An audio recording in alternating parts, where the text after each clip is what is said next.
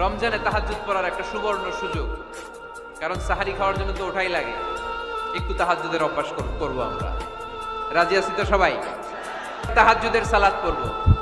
কিসের নামাজ? হুজুর ফজরই পড়তে পারি না। ফজরই যে ফজর পড়ে তার জন্যই না তাহাজ্জুদ, ঠিক কিনা?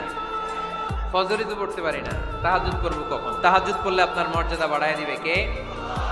রব্বুল আলামিন বলেন, ওয়া মিনাল লাইলি ফাতাহাজ্জাদ বিহি নাফিলাতান লাকা আসা আন ইয়াবআসাকা রাব্বুকা মাকামান মাহমুদা।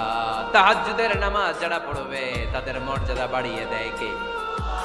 কারণ ওই মুহূর্তে আল্লাহ প্রথম আকাশে নেমে আসেন আর ডাকে, আলা মিন মুস্তাগফিরিন আগফির আলা, কার ক্ষমা দরকার ক্ষমা চা, ক্ষমা করে দেব।